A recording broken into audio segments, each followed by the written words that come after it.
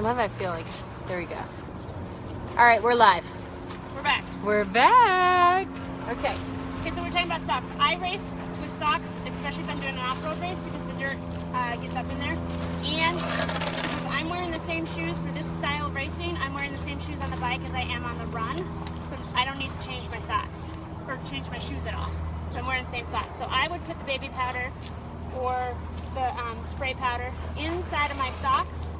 Then I would roll them up just as I did. And then I would place them in my shoes. See? You just sort of slip right into it all. That's brilliant. So friction causes heat. Heat causes our body to produce moisture. Moisture causes blisters. Ooh. Kind of some roundabout way of how blisters occur. Highly recommend it. Saves your feet. So, can you guys hear us? Give us thumbs up. Or hearts or something. We might start yelling if you don't. Is anyone there? Hello? We're gonna start saying, oh, my cleavage is back. All right, let's go. All right, let's go. Okay. Someone will be watching at some point. So, and then some races read your race requirements. Do you need your race bib for the run and the bike, or just for the run? So in most cases, you need it just for the run. So I've got that prepped here. I've got my bib that I've crumpled because then it's softer and it doesn't chafe into me. And it's bib. And it's on my race belt.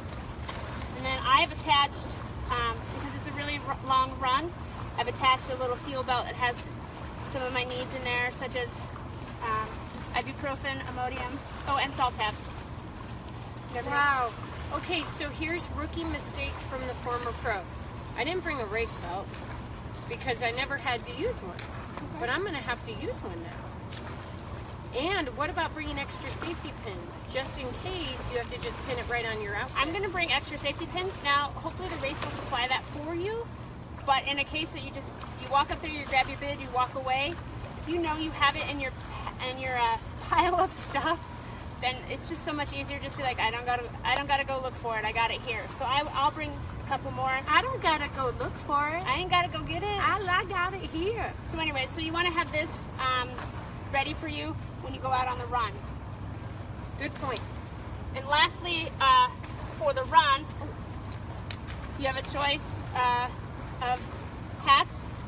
If you want to bring a hat, or if you want to wear a visor, or a skirt sports visor. What's wrong with her? Oh, I podiumed for this race, so now you got two champions right Whoa, there. No way! I did. Yeah. Half Ironman. All right, champ it out. So bring whichever works better for you. I'm finding I like hats better. I have really thin hair and really fine skin, so I sunburn easily. Don't worry, we sell both. And because I can throw ice in the hat and then put it on my head as I run. The ice trick. This is for another Facebook Live down the road. Oh yeah. Awesome. There's a couple ice tricks that we'll probably go down and talk about. So that's my run stuff. Shoes, hat, belt, basically. Socks if you want to wear them, and you've practiced and practiced and practiced not having socks on. And that's it. So now I'm going to go second discipline, or backwards. The middle discipline is the bike. Dun, dun, dun. What would you do for the bike? Well, the first thing I would do is make sure I didn't forget my helmet. Because if you don't have one of these, you can't go out on the bike course. Correct. However, one time I was in second place at the LA Tri, and I came in off the bike and I just started running with my helmet on. Until about 200 meters later when someone told me, so I threw it on the ground. I don't know if I ever got it back. And I still got second. I didn't win. The helmet worked. The helmet. Ah! Correct. Oh, and make sure that, I look pretty, don't I? Yeah, you do. Just came in off the... She looks gorgeous. Make sure you have your helmet at the right level. Sometimes these little things get loose, right? So if you need to tighten it, which I do right now, make sure you do that before you start. Yep. Yes. So helmet, always, it's generally required. If it's a USAT sanctioned race, anytime you're in control of your bike, you need to have your helmet on. So if you ride your bike from the car to the transition area, which I don't recommend it, but if you happen to do that, you need to have your helmet on. don't get disqualified from USAT before you even get to the start line. I didn't even know that. But of course you would wear your helmet. Okay, so then do you buckle it before you put it on your bike?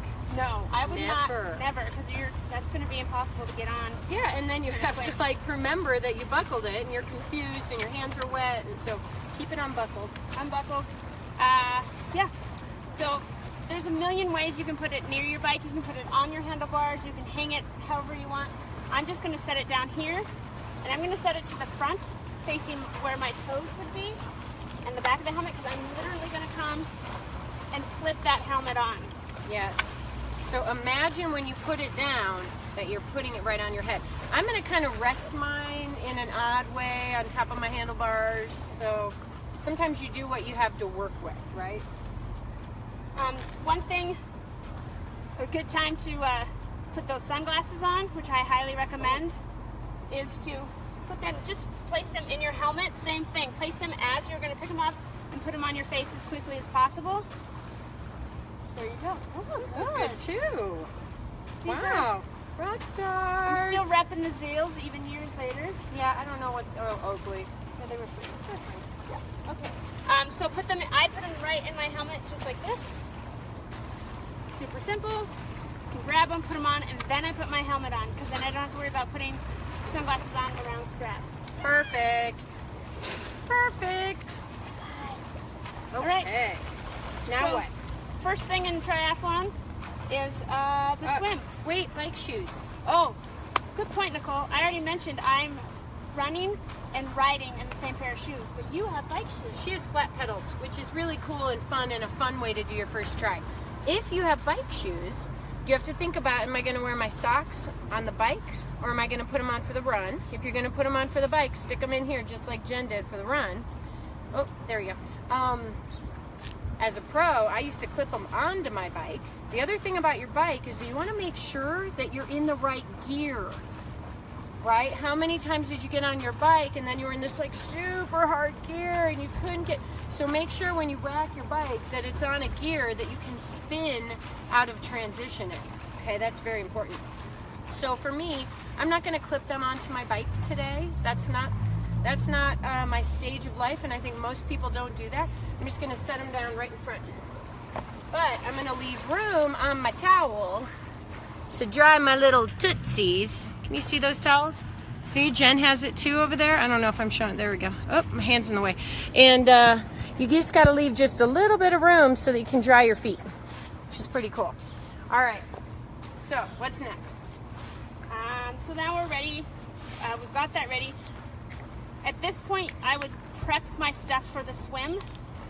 And it depends on the race, it depends on the water temperature, if you want to wear a wetsuit, and depends on if you've worn a wetsuit before. Again, nothing new on race day. That includes food, but it also includes wetsuits. Different socks, different shoes. Nothing new on race day, so I've swam 1,000 times in this wetsuit, so I know it's pretty good for me. I've practiced in this very pool here, and then rinsed it off really well.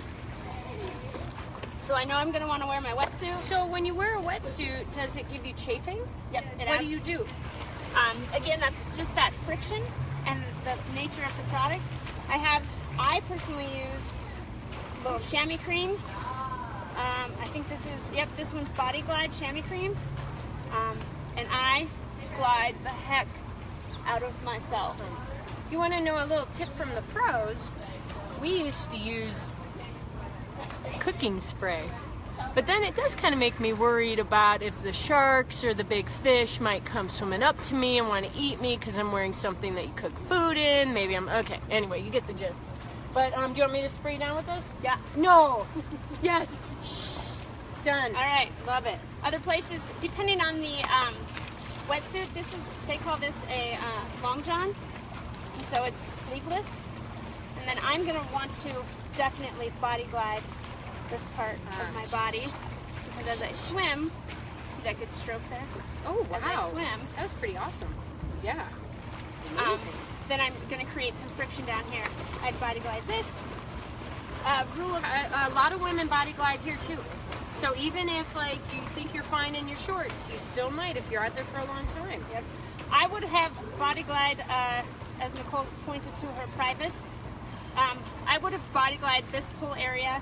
I would already have sunscreen. What do you mean? Like not the whole thing, but just in between my legs. I don't want to do that in transition, so I would have done that at home before I put my shorts on. Okay, but I have a question then. If we're talking about your base layer, so sunscreen, when do you put it on? When do you get the body, those numbers that go on your body? How does all that work?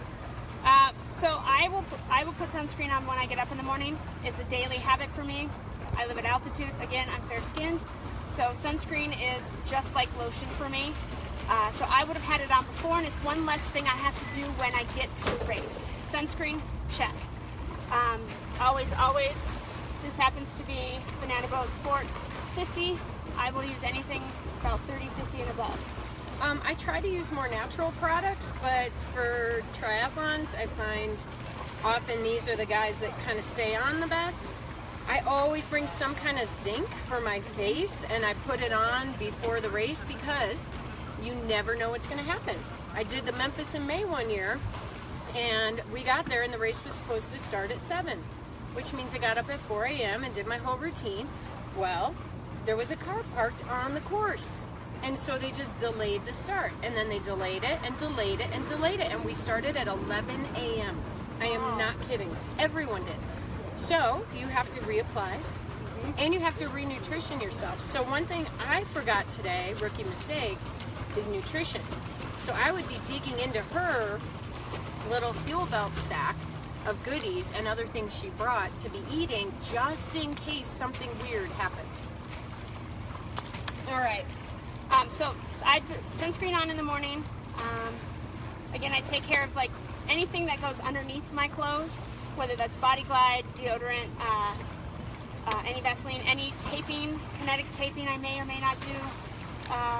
Anything that will go underneath my clothes, I'm going to do at home in the confines of my own house where I feel comfortable and relaxed.